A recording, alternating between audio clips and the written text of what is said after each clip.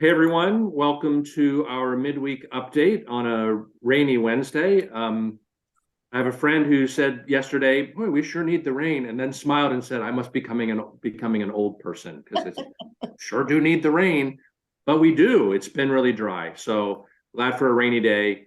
In terms of headlines, you'll notice, of course, that we have a guest, but we also are missing a pastor, and this has been kind of our pattern, it seems, recently. Seth is in Washington with the senior high youth on a Faith X work camp at Camp Koinonia in Washington State. And he's going to be a busy boy because coming back from that and then heading off with the junior highs to National Junior High Conference. And that switch over for him, I think, is on Friday. So those are busy times for our young people.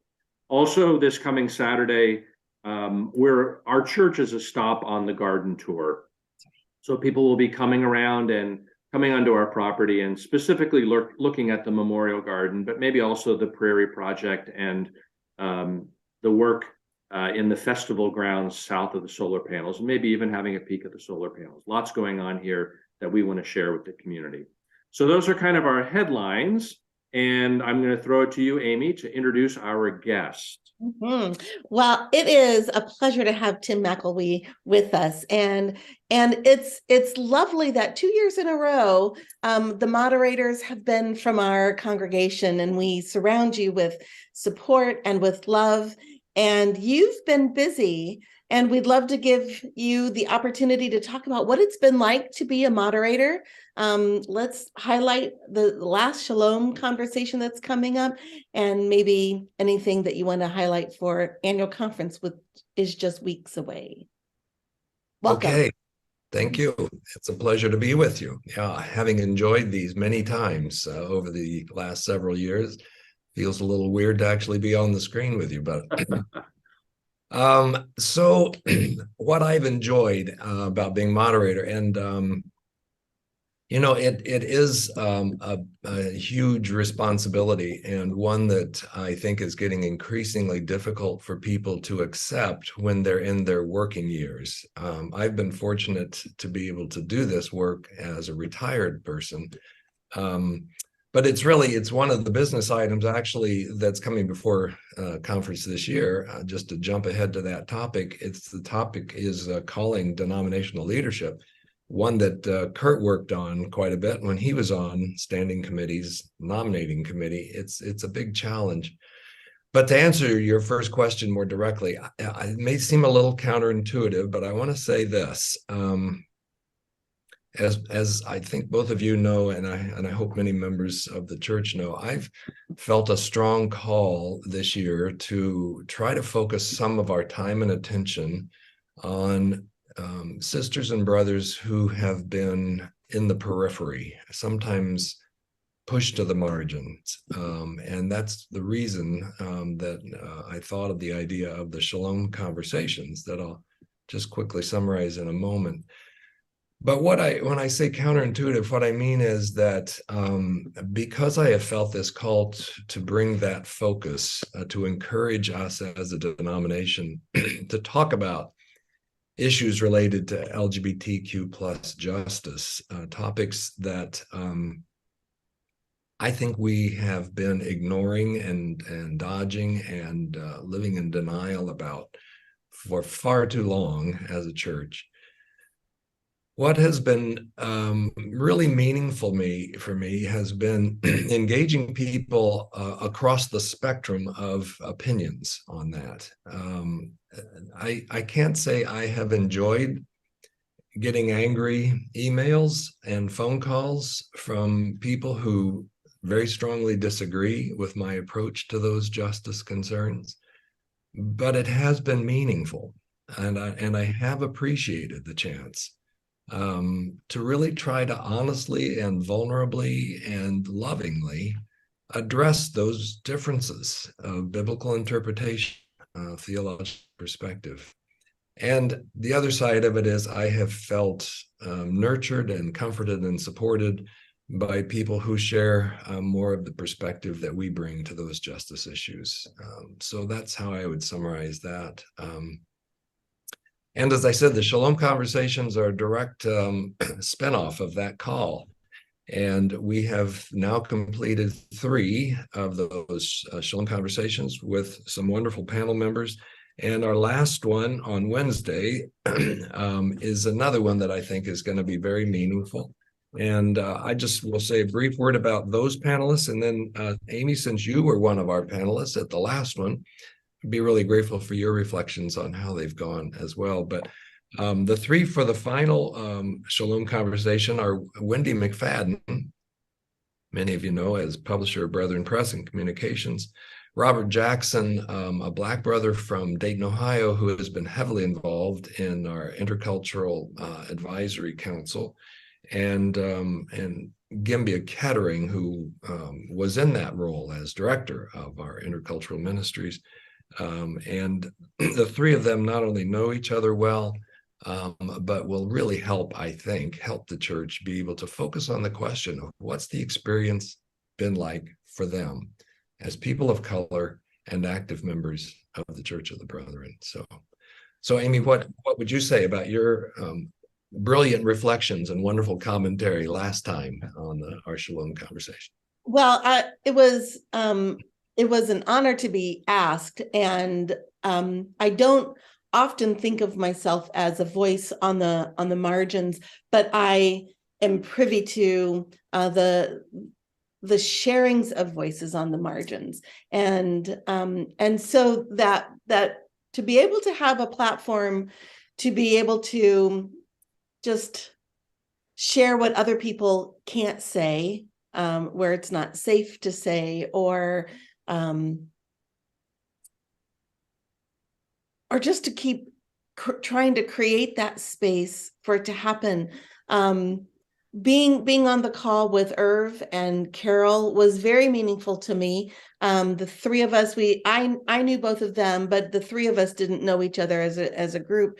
But it felt very good to listen deeply to each other, to respond to each other, and the vulnerability was intense. So I appreciate the space that you created, that coffee shop intentionality, for the 3 of us to interact. So I'm just grateful for your intention with these and with the people who have spoken. Okay, well, thank you. Tim, in terms of access to the Shalom Conversation, just a reminder to people that in this week's newsletter, there's a little note and there's actually a hyperlink. So if you pull up the newsletter, you can do that by going back through your email or on the church website. You click on there and it takes you to the entry point for participating, watching from the gallery, which is the way that most of us are participating in those. Yeah. So just a quick reminder of how to get there. Yeah. And thank you for including that in the newsletter. I'm grateful for that, because unfortunately the sessions will not be recorded. So if you want to be a part of the discussion, this 4th and final conversation, you just have to, and it begins at 9 p.m. So it's a little bit late for those of us on the East Coast, but we hope it'll enable some folks on the West Coast to join in convenient time as well. I'll just say real quickly a word about looking forward to what we're looking forward to at conference.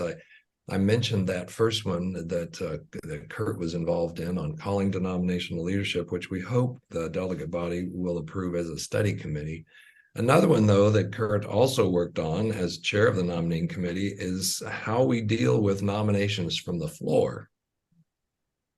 It's a controversial issue, although it may not seem like it would from the title, but I think most of us know nominating committee goes through a very extensive and intensive vetting process.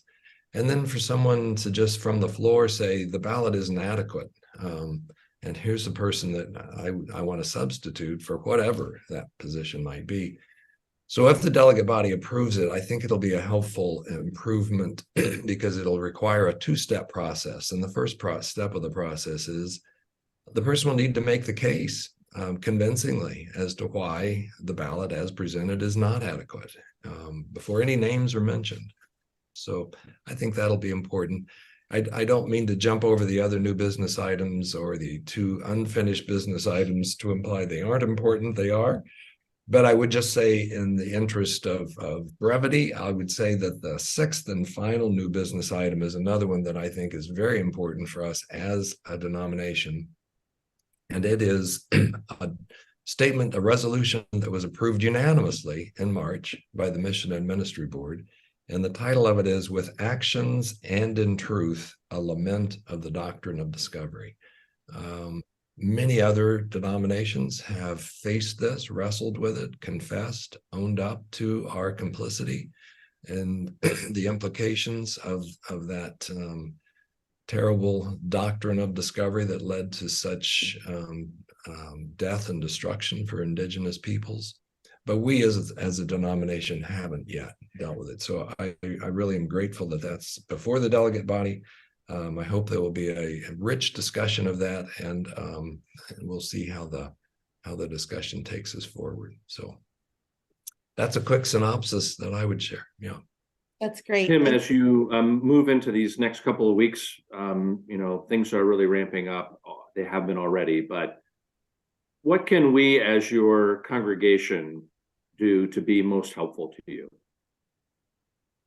Well, I would just say continue with your wonderful, loving support and prayers. I really, I honestly, physically feel the presence of all of you, and I really, honestly feel the prayers. And I got to say, I was taken by surprise the first few times where that was just palpable. But it's really the truth. I couldn't continue with this work without that sense of support, and so I'm grateful for it, and I'll be grateful for the continuation of that. Well, we assure you of that. Amy, you wanted to say something else? I'm sorry I jumped in on you. I'd rather go to you, Kurt, and I'll follow up. We are with you, Tim, in prayer, and also when we see you, we'll put a hand on your shoulder and look you in the eye and assure you of our support, our concern, our love. So we hope that helps to carry you along in these weeks. Absolutely. Yeah. And thank you for saying yes to this position that is terribly difficult and terribly important. So thank you. And I appreciate all that, and I don't want to leave the impression that it's been a huge burden, because well beyond being a burden, it has been an honor to be in this role, and I'm really still humbled by and grateful for it. So thanks to all of you for that wonderful support. That's a good place to land. All right. Okay. All right.